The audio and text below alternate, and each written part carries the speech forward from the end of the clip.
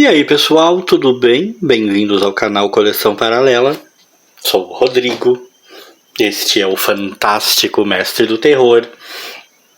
E nesse vídeo a gente vai falar do Grande Almanaque Disney volume 22. Vocês já assistiram aí no canal o vídeo no qual eu fiz a aquisição, no qual eu explico que são... Eu fiz a aquisição de dois grandes almanaques Disney, né, de dois volumes. Explico que é a primeira vez que eu compro, que é a primeira vez que eu vou ler, para saber como é que é, para saber se eu ia gostar. Já tem vídeo aí no canal da minha leitura do primeiro Grande Almanaque Disney, e agora vou falar das minhas impressões sobre o segundo Grande Almanaque Disney, o segundo que eu li, né, gente, né, o segundo volume que finalmente eu li. O que eu posso dizer de cara é que os padrões estão mantidos, né? Aquele padrão que nós tantos conhecemos da Culturama, com qualidade gráfica e tudo mal, a capa, tudo mal é ótimo, né? E tudo mais, a capa cartonada, boa colorização, papel de qualidade legal, todas essas coisas estão mantidas. Também está mantido aquele padrão que ficou mais ou menos estabelecido, que o Grande Almanaque Disney tem sempre uma história que merece grande destaque, que é uma história boa, um tanto fora da curva, vamos dizer assim, e histórias secundárias que não são tão interessantes. Com uma diferença crucial para a leitura do outro Grande Almanaque Disney. Aqui eu diria que a qualidade da história principal deu uma decaída, ela não é assim tão interessante quanto a outra, embora entendam, na comparação com a outra história da outra edição. Não que a história em si seja ruim.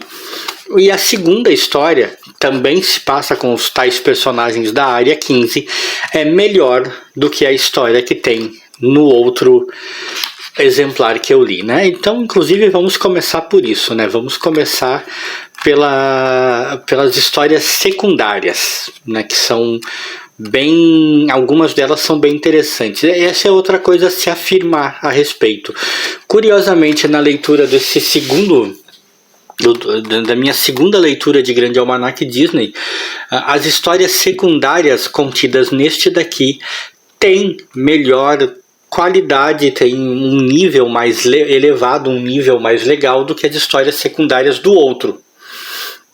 É como se, para compensar o fato de que a história principal aqui não é tão boa, nem tão atraente quanto a história principal do outro volume que eu li, as histórias secundárias aqui elevaram um pouco a régua. Eu começo por essa história aqui, uma história da maga patológica, o Doente de Cartúzio, e é uma excelente história. É uma excelente escrita com roteiro e desenhos do Enrico Facchini. É uma história em que a maga patológica acaba encontrando um cara que faz um trato com ela e lhe dá um duende capaz de responder qualquer pergunta, né, e infalivelmente. E ela usa esse duende para ficar rica e tal, só que o preço que esse duende cobra pelos serviços dele é um preço em que ela simplesmente não está disposta a pagar, e aí, porque é um preço alto demais, e ela acaba conseguindo, de alguma maneira, até num golpe de sorte, ela acaba conseguindo escapar à influência desse duende. É uma história que não é grande e é muito legalzinha. Tem uma história do Bafo de Onça, um filme envolvente. Essa é uma história boba, uma história fraca, nem vale menção. E aí a história da Área 15, né, os personagens da Área 15, que é uma história que envolve o Donald e o Super Pato, né, o pessoal da Área 15 quer participar de um concurso de histórias em quadrinhos e eles querem escrever a história do Super Pato. O Donald, enquanto alter ego do Super Pato, os ajuda, porque ele fala que ele é o melhor amigo do Super Pato, né? E a história se desenrola de uma maneira bastante interessante. Esqueci de falar, né, gente, para variar, autores dessa história, né, estão aqui. Né? Argumento Alex Bertani, roteiro Marco Nussi e desenhos do Líbero Hermético.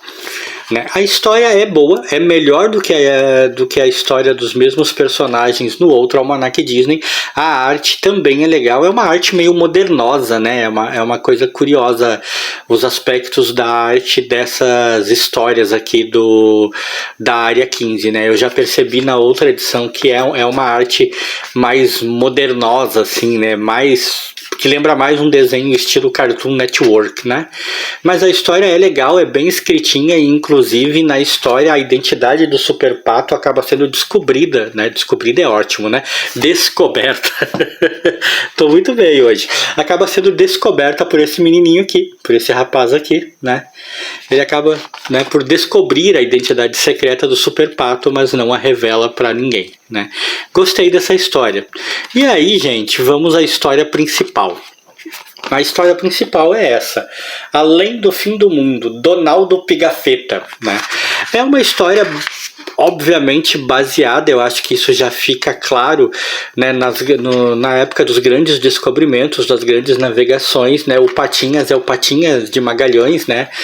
Porque, ou seja, ele é uma versão Disney, uma versão pato do Fernão de Magalhães, o grande navegador, e ele tá querendo viajar para além das terras conhecidas e tem um fundo histórico bastante grande aqui, né? Não só na questão da caracterização dos personagens, mas nos eventos mesmo, né? Alguns fatos históricos são citados aqui e fazem parte do roteiro, né? O roteiro é do Pietro Bezanello e os desenhos do Paolo Motura. O Motura a gente já viu em outros trabalhos aqui, eu tenho apreciado o desenho dele. Por que eu não achei tão interessante quanto a outra? Justamente por essa questão de ser mais uma daquelas abordagens em que se pega personagens Disney e os transforma em personagens históricos, né? Tipo Pateta Faz História, essas coisas assim,